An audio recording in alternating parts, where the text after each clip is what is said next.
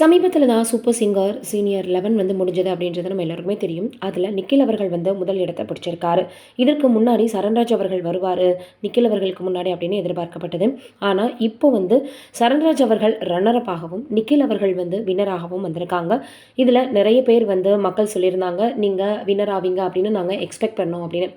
அப்போ கூட சரண்ராஜ் அவர்கள், "நிக்கில் அவர்கள் வந்ததுனால எனக்கு எந்த விதமான வருத்தமும் இல்ல. இப்ப நான் வராதனால எனக்கு பார்த்தீங்கன்னா, நான் அதுக்கு தகுதியானவன் இல்ல அப்படின்னு கிடையாது. மக்களுடைய ஆதரவுல ஓட்டுகள் குடுக்கும்போது கொஞ்சம் முன்ன பின்ன வரலாம். அதனால நிச்சயமாக நாங்க எல்லாருமே இதுக்கு தகுதியான ஆட்கள் தான். அதனால யாரெல்லாம் இந்த ஃபைனல் ஸ்டேஜ் ஏறியிருக்காங்களோ, அவங்க எல்லோருக்குமே திறமை அப்படின்றது ரொம்பவே அதிகமாக இருக்குது.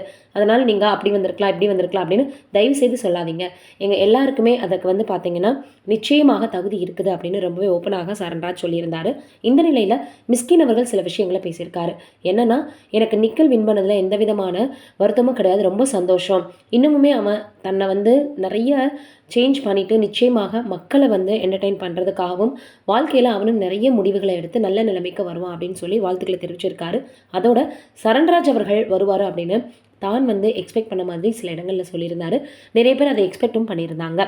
இப்போ சரண்ராஜ் அவர்கள் டைட்டில் வின்னர் அப்படின்ற ஒரு பட்டத்தை வாங்கலனாலும், ரன்னர் அப்பாக வந்திருந்தாலும், அவருக்கு இருக்கக்கூடிய திறமைக்கு நிச்சயமாக நல்லா வருவாரு அப்படின்னு இப்போ மிஸ்கின் அவர்கள் சொல்லியிருக்காரு. போட்டியாளர்கள் அப்படின்னா எல்லாருமே ஒண்ணு தான். ஆனா, ஒரு சிலர் பாடக்கூடியது, ஒரு சிலர் ஒவ்வொரு டைமும் வாங்கக்கூடிய கமெண்ட்ஸ்ன்னு எல்லாத்தையும் வச்சுட்டு நம்மளே ஒரு கெஸ் பண்ணுவோம். அப்படிதான் மக்கள் எல்லோரும் சரண்ராஜ் அவர்கள் வருவாரு அப்படின்னு எக்ஸ்பெக்ட் பண்ணாங்க. ஆனா, அவர் இப்ப ரன்னர் அப் ஆயிருக்காரு.